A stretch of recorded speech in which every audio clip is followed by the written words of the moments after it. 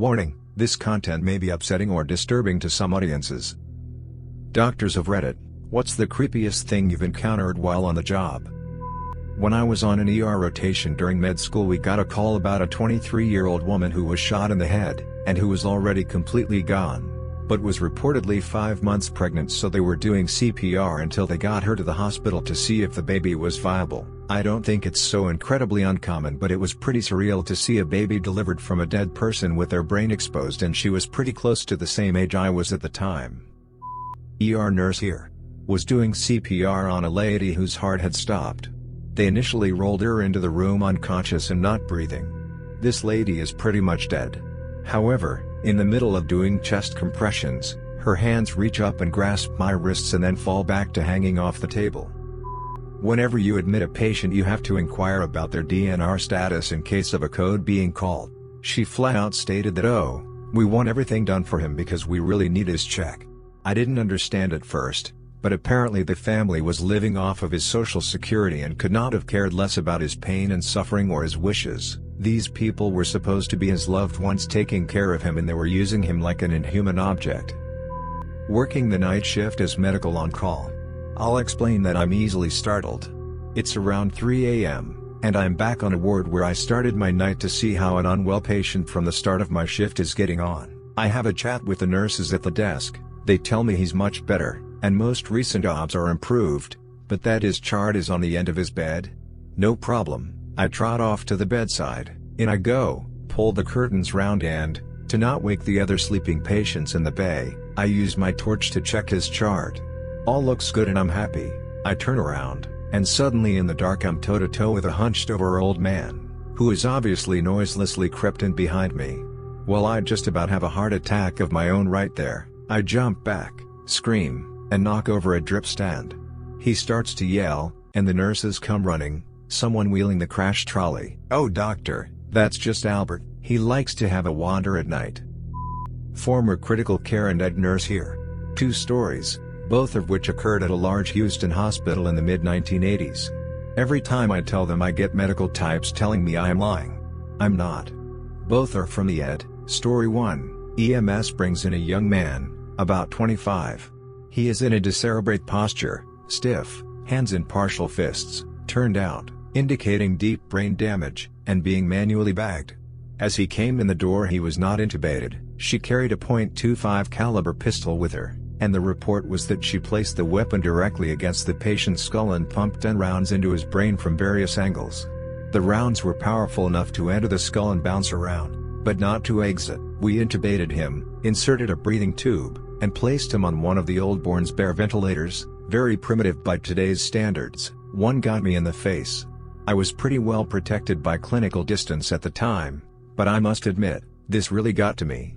There was really nothing that could be done for him other than supportive care, and he died a few weeks later of a massive infection. Story 2, another young man had agreed to be mummified in a rather extreme sexual practice. Essentially, he was placed in a full-body plaster cast covering even his face and was given breathing tubes through the cast. My understanding was that this extreme degree of helplessness was considered erotic. The normal practice was to use a cattle prod or some similar device rectally to force ejaculation. He had 3rd-degree burns over his entire genital and perianal area, deep burns on his foot and from the smell, severe burns elsewhere. Blood, feces and serous fluid was leaking from what had once been his rectum. All of us just stood there with our mouths open, utterly unable to say anything. The police came and they too were mute. I volunteered to remove the entire cast and render some level of post-mortem care. I found deep lacerations over much of his body, deep bruising and quite a few other burns. Okay, now everyone gets to call me a liar, but both stories are told just as they happened. Nothing I can say can possibly describe the year I worked in psychiatric intensive care. Creepy isn't the thing that comes to mind when I think back on it, more heartbreaking and horrifying. But creepiness was a part of it. Especially evening and night shifts. Naturally, there is always something disturbing about watching someone while they hallucinate. You can tell it is 100% real to them, and something about that makes you believe it, on some level. A lot of stories end with, and of course, I had to look over my shoulder to make sure. Here's a couple stories. There was a woman that came in and sat down across the table from me for her admission interview. She had bandages all over her arms and scotch tape over her mouth and ears. She looked very uncomfortable and wouldn't really sit still. We eventually found out that she saw and felt bugs crawling all over her, and they were trying to get inside her body. The tape was to keep the bugs out. The bandages were because some bugs got in and she had to dig them out. The worst part was, she had some idea that it was her mind playing tricks on her. Another story, a girl spent my entire 8-hour shift fist fighting the same ghost. She would throw a few punches, and obviously landed knockout blows, so she'd bend over and twist her hand around like she was wrapping some long hair around her wrist. Starts off kinda funny, then gets a little disturbing when you think about the graphic things going on in her mind, then just sad after you watch this replay for hours on end. Not a doctor, but I work in a personal care home. We used to have a resident who would constantly yell out hello, drove us a bit bonkers. After he passed away, a lady moved into the room. One night I was working a double, evening to nights. She pulled her call bell. "Make you stop what?" The old man standing beside the bed, he won't stop yelling hello. Friend used to share stories of when she was newly a nurse. She was checking out a patient, following protocol. This guy had been seen multiple times, and given an antibiotic for a lung infection.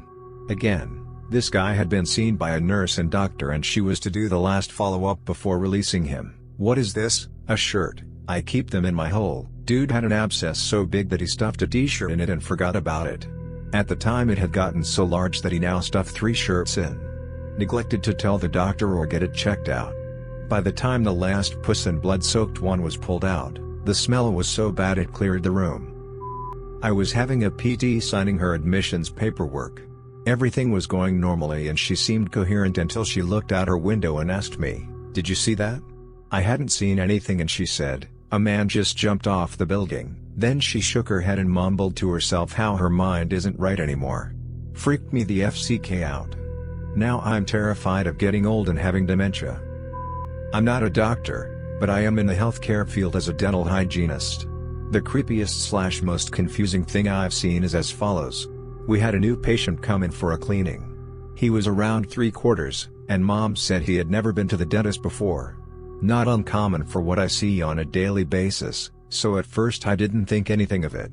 I did his cleaning, and then went to take his routine's raise. This is where the SHT got weird.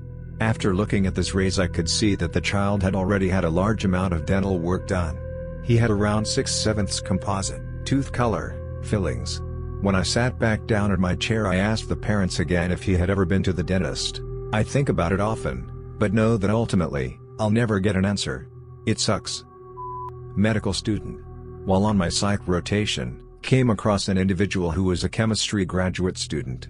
Apparently he had been taking astronomical amounts of ketamine, and he was just continuously disassociated. 95% of the time we was wrapped up in his sheets like a mummy, and he would just periodically laugh, a crazy soft chuckle, from under his covers if you tried to talk to him. The creepiest laugh I've ever heard, I'll never forget that. Saw a lady once who had gotten high on something and chewed off her lips.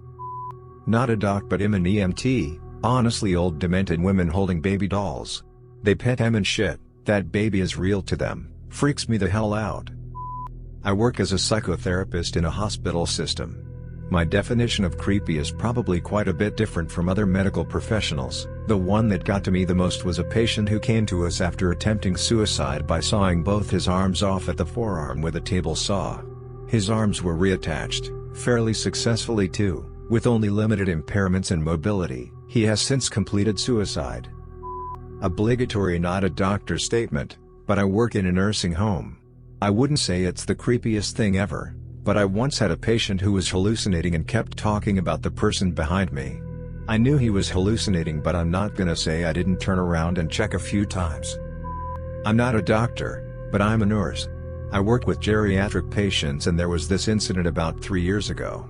Before I explain, let me say that I don't believe in ghosts. Anyway, this one time I was working the night shift and I was super sleepy, so I decided to skip lunch because I wasn't hungry and go to my car and sleep for 30 minutes. I got inside my car, covered myself with my sweater, set the timer on my phone and immediately knocked out. I'm dreaming, but in my dream I'm still awake, just sitting there.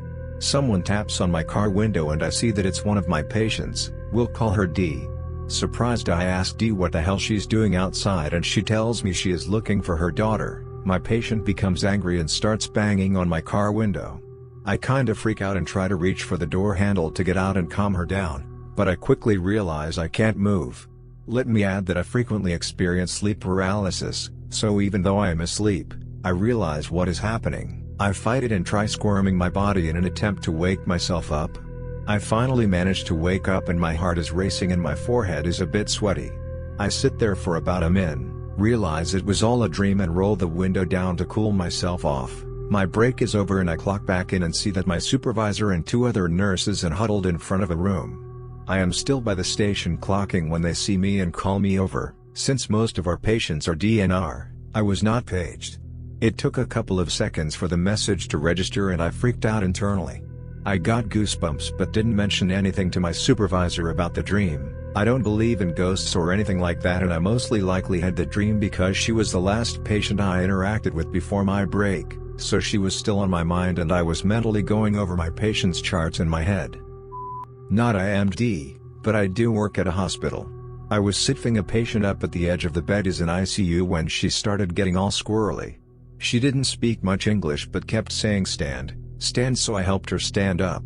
After standing for a few seconds something told me to lay her back down. She had a massive stroke and was gone on the spot. She all but died in my arms. But, I like to think I honored her last wish of wanting to stand. Motorcycle driver, accident, 3rd-degree burns, arrived DOA. Had to transfer him from ambulance gurney to ER bed. Paramedic checking in. A few years ago I responded to a call for a pregnant female who shot herself. The 911 caller hung up before any more information could be gathered by dispatch. She was obviously pregnant, looked to be 3rd trimester to me. She was unresponsive and barely breathing with a rapid carotid pulse. A small revolver was on the floor next to her. We found a single gunshot wound to the center of her very pregnant abdomen. The mother told us that the patient invited her over for dinner for some company as she had been fighting with the father of her fetus all day long. The mother stated that in the middle of dinner the patient excused herself from the table to use the bathroom. Anyway, the mother told us that the patient was 23 and was almost full term. I can't remember how many weeks, but it was greater than 34. With her second pregnancy, the patient went into cardiac arrest as we were wheeling her into the hospital. CPR was started and an emergency C-section was performed in the ER. Both mom and baby died. The bullet went through the baby and through mom's abdominal aorta. Her belly was full of blood. F'd up call. Ooh. Posted earlier, but this is better. As a tech in psych years ago, there was a 7-year-old kid sent to the floor because the mom didn't know what to do with him. Sadly common thing to happen, even if the kids don't have page issues. She was genuinely afraid of her own son. She had suspected something was wrong when she kept finding mutilated animals in the backyard, but never heard or saw coyotes or anything around. The neighbor's smaller pets started disappearing. The boy had an obsession with knives, hiding them around the house. Then when the two started getting into arguments, he would get really violent and hit her, push her down and kick her, threaten to kill her. On multiple occasions she woke up in the middle of the night with him standing beside her bed, staring her in the face. The last straw was when she lifted up his mattress and found 50+ knives of all shapes and sizes under there. So she brought him to us. I remember talking to him, treating him like he was just any other kid that came through. He seemed remarkably normal, until you spoke directly to him. He had this way of looking right through you, or maybe like he didn't see you at all while you were speaking, and B would always put on this creepy, dead-looking smile. Like all mouth and no eye involvement in the smile. Especially when he would get away with something, like taking another kid's markers and they couldn't figure it out. Still gives me chills laying here thinking about him. I believe I met a 7-year-old psychopath. Not a doctor, but I once had a patient chart on my desk that seemed a little fuller than most charts. When I opened it there was a baggie stapled to the inside full of dead skin, cotton balls, and hair. They had been brought in by a friend who took the patient to the hospital and the urging if the doctor to seek psychiatric help because there was nothing there. It was just dandruff and hair. She ended up calling several months later and I somehow got the call. She screamed at me about how we betrayed her because she came to us for help and we sent her away where she got a lot of medical bills that were stressing her out and making the bugs in worse. My mother was a NICU nurse for 30 years, and one time she showed me a picture of a baby maybe a cm or two smaller than a dollar bill placed next to it. She told me it didn't survive too much longer. That job wrecked her. I remember her coming home some nights and just pouring wine immediately. I'm also never going to forget when she told me with tears in her eyes, if you are very unlucky you will lose a child in your life. I lose one every month. Paramedic here. We got a call to go out to a scene for an elderly woman with chest pains. Arrive at the house, front door is open. We knock, hear the old woman calling out from the back, "I'm in the back room," in a very monotone and calm voice. If you made it to the end of the video, thanks for watching. Don't forget to like, subscribe and share, and we will see you in the next video.